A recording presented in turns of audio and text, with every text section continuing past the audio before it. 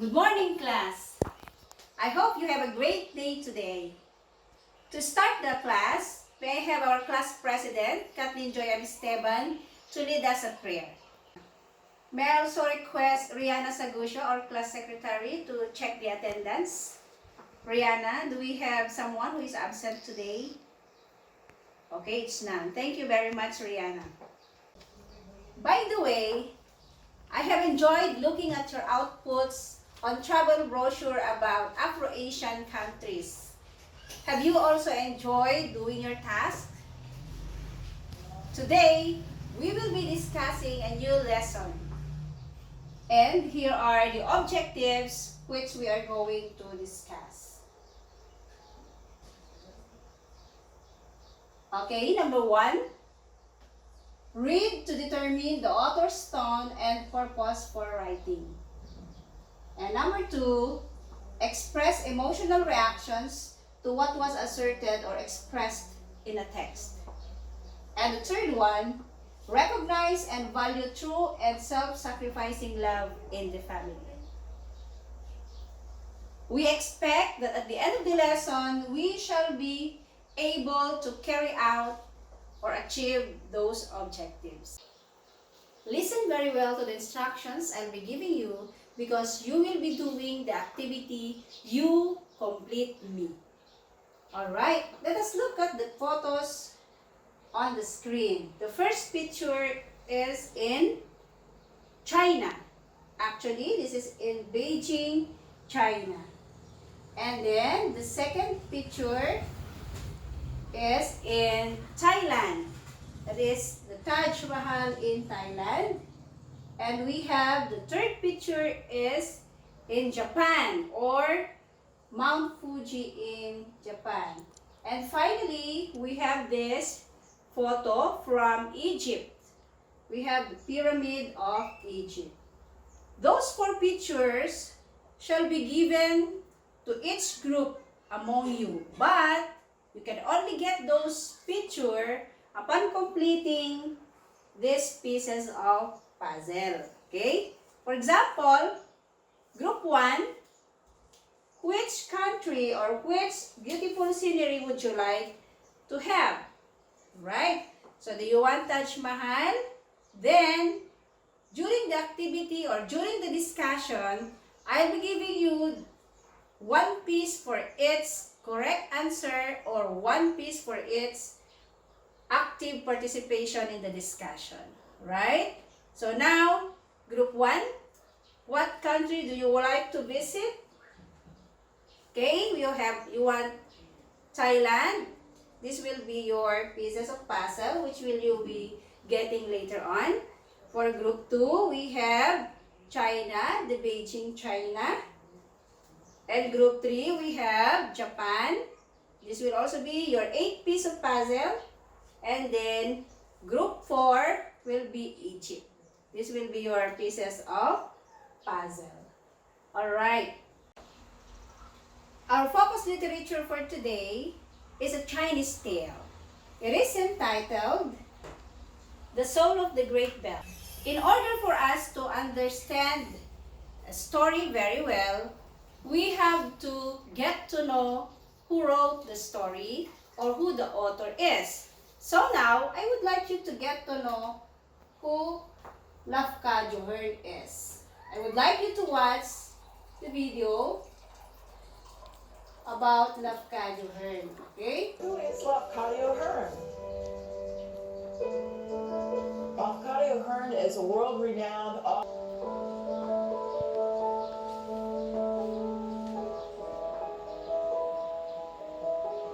We have watched the autobiography, short autobiography about Lafka Johern. Now, our question is, what is the nationality of Lafka Johern? Okay, I'm giving you 1 piece of this pieces of puzzle if you give me answers. Okay, thank you. Now, how was he able to move to Japan even he is a British? And what is his role in introducing the English literature in Japan? Okay, thank you very much. Very good. How do you show your love to your family? To your father, to your mother, to your siblings? What are you willing to sacrifice? Let us watch this video clip and let's try to learn from this, and we are going to relate it to the story that we are going to discuss, the soul of the great bell. Okay? Each group should watch intently so that later on when we will have questions to be asked, you are going to answer them correctly. Okay? Let us watch this very short video clip and let us learn from this.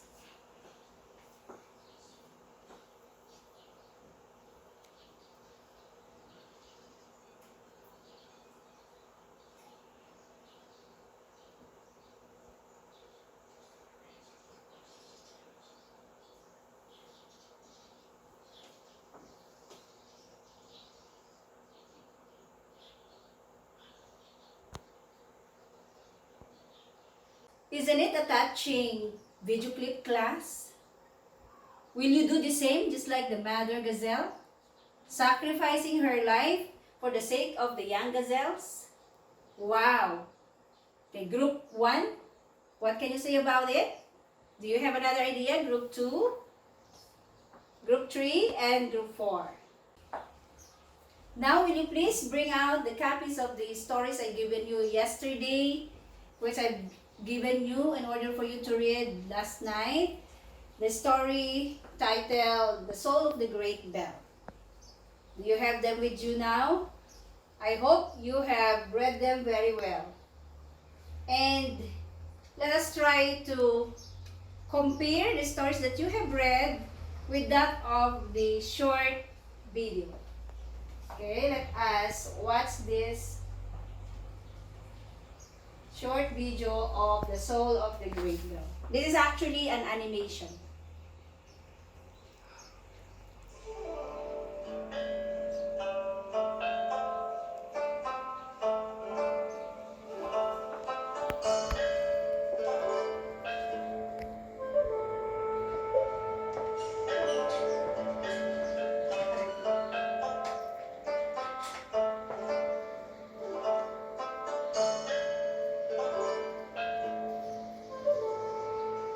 Voice, littering a name, the name of God. Based from your readings and after watching the short film of The Story of the Great Bell, I hope you have understood the story very well. And your next activity will be doing the spin a wheel. This will be again by group, and you will be presenting this in your Manila paper. So as you can see, there is a wheel here. You will be answering the who, where, why, how, when, and what on the story of the Great Bell. So the first question will be, who were involved in the story? Where did this story happen? Why did the author tell the story? How was the story told? When did the action take place? And what happened at the end of the story? Okay, you will be presenting that, writing it in your cartolina or your Manila paper. And you will also be graded. Okay? Please do it now by group. The leader will monitor or will preside the activity by group, and the secretary will write down the output. Thank you very much for your group presentation. We are all enlightened about the story of the Great Bell. It is very clear that the love of the daughter to his father was really immeasurable and selfless. Will you also do the same with your parents, with your siblings, or with your any family member? I do hope so. Why do the author wrote the story? And did the author achieve his purpose in writing the story? Those two questions were also answered in your presentation. And thank you very much. And with that, I'm giving you 4 pieces of puzzle in each group. Now, let's now proceed to the next activity wherein you are going to present now the different activities based on your interest. For group 1, as I have said, they are the visual artists. For group 2, they are the singers. For group 3, they are the actors and actresses. And for group 4, they are the writers. Now look at the screen. For the visual artist, this will be your task. You're going to draw a scene, an object, and a character from the story that has the most impact on the group. Give a short explanation on the connection of the drawing or illustration you've created to your life. That's the task 1 for group 1. And for task 2, for the singers, choose a song that best interprets the message of the story and sing it to the class. Your performance should be accompanied by a dance number. And before you perform, give the class a short background of your chosen song and how it is connected with the traditions and values you have learned about the Chinese. And then, for task 3, for the actors and actresses, role play the scene that you like best in the story. Use the words you have learned from the story. Highlight Chinese traditions by using traditional Chinese clothes. Use some background music from the collection of ancient Chinese songs. Here are some suggested scenes that you may come up with other scenes in the story. So we have 3. Workers who labored hard to make the bell.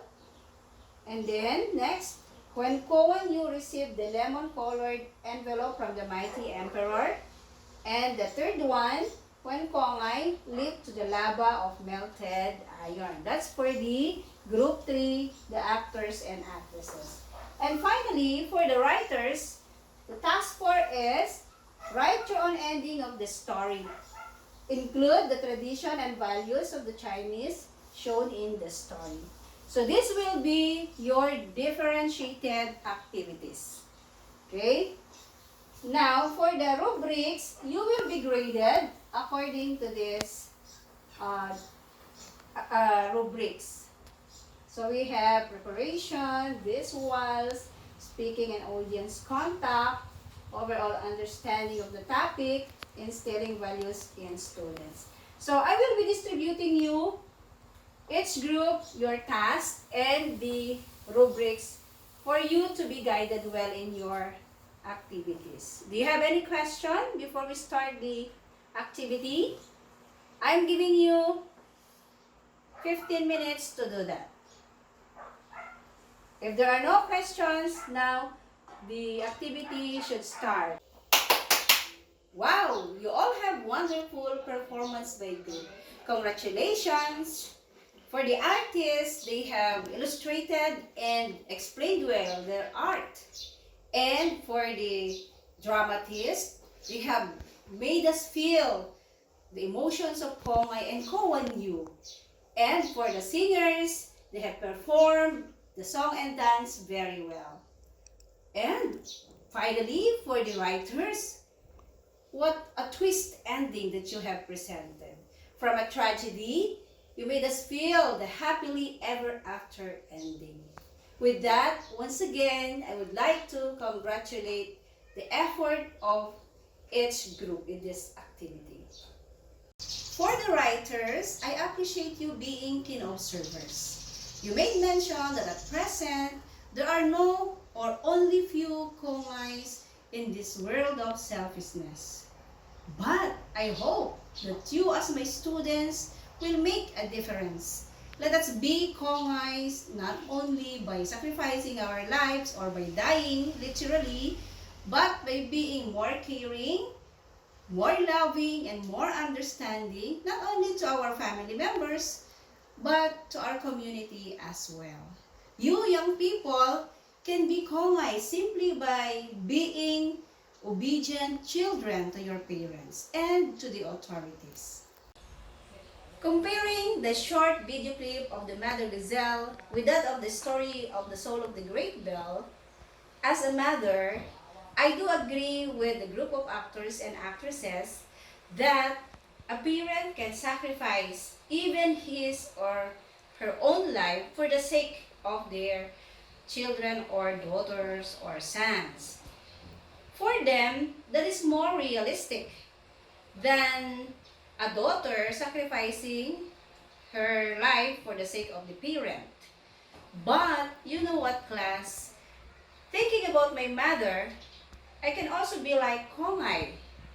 I can easily say that because at present, I am a mother at the same time a daughter. Soon, when you'll have your own family and you will be mother or father, you will understand more the meaning of parents' love, mother's love, or father's love. To sum it up, class, Love Cadward succeeded in imparting to us the very message or the very purpose of his story, The Soul of the Great Bell. Indeed, we are touched with Kongay's sacrificial love to her father. We also felt sadness because the story ended up in tragedy. But do not forget that Kongay's self-sacrificing love to his father was not in vain. It saved her father's life and it made a very beautiful bell. So, whenever tragedies come in our lives, let us not be discouraged. Do not lose hope. Why? Because as they say, behind the dark clouds, the sun still shines very brightly. And God will never leave us. He will always be our guide and our protector. Congratulations, because you're all winners and you have completed the puzzle. I would like you to give 1 pen each. Thank you very much for participating actively in the discussion. Please go back to your proper seats now because I'll be giving you your assignment. And for our agreement, please read. In your Facebook account, I would like you to post a message of love to your father or mother or both your parents with their picture on it. Okay? Do you have any question? If there will be none, let's call it a day. God bless you all. Stay healthy and happy weekend. Goodbye, class.